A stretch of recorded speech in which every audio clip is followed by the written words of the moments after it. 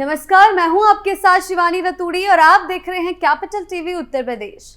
जहां एक और योगी सरकार सुदर्शन चक्र वायु रक्षा प्रणाली जैसी भविष्य दृष्टि से भरपूर योजनाओं पर कार्य कर रही है, वहीं मुख्यमंत्री योगी आदित्यनाथ के नेतृत्व में राष्ट्रीय सुरक्षा को लेकर एक व्यापक और निर्णायक सोच स्पष्ट दिखाई देती है।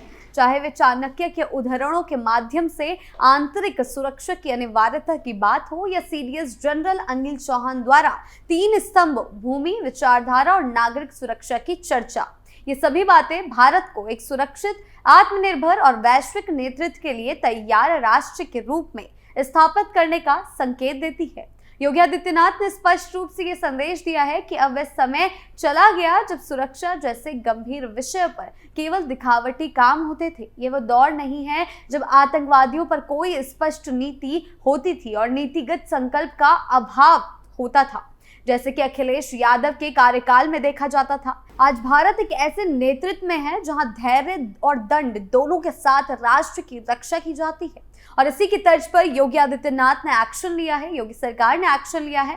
क्या कुछ चल रहा है, आइए जानते हैं विस्तार से। सीएम योगी शुक्रवार को युग पुरुष ब्रह्मलीन महंत दिग्विजयनाथ जी महाराज की 56वीं और राष्ट्र संत ब्रह्मलीन महंत अवेद्यनाथ जी महाराज की 11वीं पुण्यतिथि के उपलक्ष्य में समसामयिक विषयों पर आयोजित संगोष्ठी श्रृंखला के पहले दिन भारत के समक्ष राष्ट्रीय सुरक्षा की चुनौतियों विषयक संगोष्ठी की अध्यक्षता कर रहे थे। संगोष्ठी के माध्यम से मुख्य अतिथि chief of defence staff Anil Chauhan का अभिनंदन करते हुए मुख्यमंत्री योगी आदित्यनाथ ने आचार्य चाणक्य के एक उदाहरण का उल्लेख करते हुए कहा कि कोई राष्ट्रवाद्य रूप से सुरक्षित हो और आंतरिक रूप से सुरक्षित ना हो तो उसे अराजक राष्ट्र माना जाता है। ऐसा अराजक राष्ट्र शीघ्र समाप्त होने की कगार पर होता है। पाकिस्तान इसी तरह के अराजक राष्ट्र का उदाहरण है। आंतरिक अराजकता से वह पूरी तरह खोखला हो चुका है। उन्होंने कहा कि अराजकता किसी भी राष्ट्र को दुर्गति की ओर ले जाती है। दुर्गति से अस्तित्व पर संकट होता है। भारत प्राचीन काल से ही इस पर सजग और सतर्क रहा है। मुख्यमंत्री ने कहा कि वैदिक काल से ही भारत में यह शिक्षा दी गई है कि धरती हमारी माता है। कोई भी सुयोग्य पुत्र माँ के साथ अराजकता बर्दाश्त नहीं कर सकता। भारत माँ की आन बान शान के प्रति किसी ने दुस्साहस किया तो उसके खिलाफ हम भारतीय खड़ा होगा। सीएम योगी ने रामायण काल में उपद्रवियों के नाश के लिए प्रभु श्री राम के निशिचर हिन करहु मही संकल्प को राम राज की आधारशिला बताया। इसी परिप्रेक्ष्य में उन्होंने भगवान श्री कृष्ण के परित्राण साधुनाम विनाशाय च दुष्कृताम के उद्घोष को संदर्भित करते हुए कहा कि नागरिकों को संरक्षण और दुष्टों का संहार राष्ट्र की सुरक्षा के लिए अपरिहार्य है। मुख्यमंत्री योगी आदित्यनाथ ने प्रधानमंत्री नरेंद्र मोदी द्वारा 2047 तक विकसित भारत के लक्ष्य को प्राप्त करने के लिए दिए गए 5 प्रण का उल्लेख करते हुए कहा कि इसमें सेना के जवानों के प्रति सम्मान का भाव रखने का भी एक संकल्प है। उन्होंने कहा कि नागरिक चैन की नींद इसलिए सो पाते हैं कि हमारे सैनिक देश के मोर्चे पर -50 डिग्री तापमान में भी देश की सुरक्षा के लिए जागते रहते हैं। भारतीयों के लिए गर्व की बात है कि भारतीय सेना दुनिया की सर्वश्रेष्ठ सेनाओं में से एक है। मुख्यमंत्री ने कहा कि वर्तमान समय में युद्ध के तौर तरीके बदले हैं। बदली परिस्थितियों में भी हमारी सेना ने दुश्मन को उसकी सीमाओं का एहसास कराया है। गोरक्षपीठ के ब्रह्मलीन महंत दिग्विजयनाथ जी महाराज और अवेद्यनाथ जी महाराज की पावन स्मृति को नमन करते हुए मुख्यमंत्री एवं गोरक्षपीठाधीश्वर योगी आदित्यनाथ ने कहा है कि आध्यात्मिक साधना के साथ ब्रह्मलीन महंत का पूरा जीवन राष्ट्र के लिए समर्पित रहा।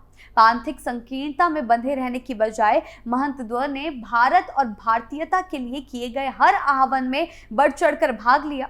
महंत की स्मृति में राष्ट्र से जुड़े विषयों पर संगोष्ठी का आयोजन गुरु परंपरा के प्रति गौरव की अनुभूति और कृतज्ञता प्रकट करने का अवसर होता है। संगोष्ठी के दौरान मुख्यमंत्री योगी आदित्यनाथ ने देश के दूसरे राष्ट्रपति सर्वपल्ली डॉक्टर राधाकृष्णन को उनकी जयंती पर याद किया और इस अवसर पर मनाए जाने वाले शिक्षक दिवस की बधाइयां सभी शिक्षकों को भी दी। सीएम ने कहा डॉक्टर राधाकृष्णन एक दार्शनिक शिक्षक थे। उन्होंने समाज के मुद्दों को दार्शनिक अंदाज में देश और दुनिया के सामने प्रस्तुत किया है। भारत के समक्ष राष्ट्रीय सुरक्षा की चुनौतियां विषयक संगोष्ठी के मुख्य अतिथि chief of defence staff Anil Chauhan ने कहा कि युद्ध में सफलता हासिल करने के लिए सरप्राइज एक महत्वपूर्ण फैक्टर होता है। उरी सर्जिकल स्ट्राइक में भारत ने जमीन के रास्ते जाकर आतंकी ठिकानों को बर्बाद किया। बालाकोट में एयर स्ट्राइक का सहारा लिया गया, जबकि पहलगाम हमले के बाद लो एयर स्पेस ड्रोन का इस्तेमाल किया गया। भारतीय सेनाओं ने हर बार दुश्मन को सरप्राइज कर अपना टारगेट पूरा किया है।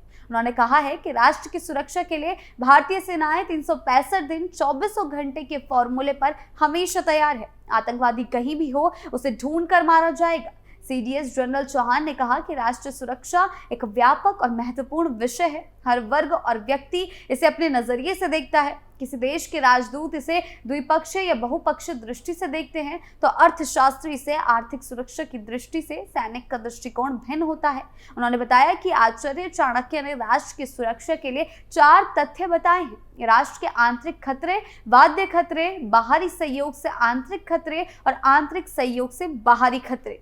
सीएस ने कहा कि समग्र रूप से राष्ट्र की सुरक्षा के लिए 3 घटक महत्वपूर्ण होते हैं: भूमि की सुरक्षा, विचारधारा की सुरक्षा और नागरिकों की सुरक्षा। राष्ट्र की सुरक्षा के लिए इन तीनों की सुरक्षा अनिवार्य है। इस संदर्भ में उन्होंने 3 घेरों सैन्य सुरक्षा, राष्ट्र की सुरक्षा, राष्ट्रीय सुरक्षा की विस्तार से चर्चा की। कहा कि सैन्य तत्परता के लिए रक्षा संसाधनों, अनुसंधान एवं विकास के साथ रणनीतिक संस्कृति अहम होती है। इस परिप्रेक्ष्य में उन्होंने कहा कि आने वाले समय में नेशनल डिफेंस यूनिवर्सिटी भी जरूरी है। सीडीएस जनरल चौहान ने एक जर्मन विद्वान के उदाहरण के हवाले से कहा है कि अंतर्राष्ट्रीय परिदृश्य में युद्ध राजनीति का ही विस्तार है। युद्ध और अंतर्राष्ट्रीय राजनीति को अलग अलग नहीं देखा जा सकता। उन्होंने कहा कि जब किसी राष्ट्र की सरकार ये सोचती है कि दूसरे राष्ट्र के खिलाफ बल प्रयोग करने की जरूरत है, तो वह सैन्य अफसरों को कार्य करने के लिए निर्देशित करती है। इसमें सैन्य क्षमता पर भरोसा और सैन्य विकल्पों की विविधता महत्वपूर्ण हो जाती है। उन्होंने कहा कि सैन्य क्षमता की मजबूती इस बात पर भी निर्भर होती है कि राष्ट्र के शांति काल में रक्षा क्षेत्र में कितना खर्च किया। सीडीएस ने बताया कि भारत की तीनों सेनाओं ने गलवान, बालाकोट में मजबूत सैन्य शक्ति का प्रदर्शन किया। उन्होंने कहा कि बालाकोट हमले के बाद भारत और पाकिस्तान दोनों ने अलग अलग सीख ली। पाकिस्तान ने एयर डिफेंस पर ध्यान दिया, तो भारत ने लंबी दूरी तक हमला करने वाले हथियारों पर। सीडीएस जनरल अनिल चौहान ने कहा कि राजनीतिक नेतृत्व से सैन्य बलों को दिशा मिलती है। ऑपरेशन सिंदूर में नेतृत्व से क्लियर कट दिशा निर्देश था कि आतंकी ठिकानों को ही निशाना बनाना है, नागरिक ठिकानों को नहीं। दुश्मन के किसी भी उकसावे पर सेना को जवाबी कार्रवाई की खुली छूट दी गई थी। उन्होंने कहा कि ऑपरेशन सिंदूर का मकसद सिर्फ बदला लेना नहीं था, धैर्य का स्तर भी बढ़ाना था। ऑपरेशन सिंदूर ऐसा पहला युद्ध तहस जिसमें दुश्मन से आमने सामने की लड़ाई काफी कम थी। इसमें ना फ्रंट था और ना रियर। ऑपरेशन सिंदूर अभी ऑफिशियली टर्मिनेट नहीं किया गया है। सीडीएस ने कहा कि भारत में राष्ट्र की सुरक्षा की पहली चुनौती सीमा विवाद की है। पाकिस्तान और चीन से हुई लड़ाइयां सीमा विवाद का ही परिणाम है। पाकिस्तान की तरफ से प्रॉक्सी वॉर, पड़ोसी देशों में अस्थिरता और युद्ध के बदलते स्वरूप अन्य चुनौतियां हैं। उन्होंने कहा कि युद्ध का स्वरूप अब विकेंद्रित होता जा रहा है। भविष्य में नई तकनीकी आधारित रोबोटिक्स और मानव रहित युद्ध हो सकते हैं। सीडीएस ने कहा कि न्यू नॉर्मल नीति ऐसी स्थिति होती है जो संकट खत्म होने के बाद बनती है, जैसे कोविड के बाद वर्क फ्रॉम होम और नोटबंदी के बाद डिजिटल लेन देन की अभ्यस्तता। पर न्यू नॉर्मल में ये स्पष्ट है कि आतंकवाद और बातचीत, व्यापार साथ साथ नहीं चल सकते। सीडीएस ने अपने संबोधन में पीएम मोदी द्वारा घोषित सुदर्शन चक्र वायु रक्षा प्रणाली की चर्चा करते हुए कहा कि इसे 2035 तक पूरा करने का लक्ष्य है। सुदर्शन चक्र स्वॉर्ड और शील्ड, ढाल दोनों का काम करेगा। उन्होंने कहा सुरक्षित और सशक्त भारत वसुदेव कुटुंबकम की भूमिका निभाना चाहता है। आपकी इस बारे में क्या राय है, हमें कमेंट सेक्शन में जरूर बताएं। नमस्कार।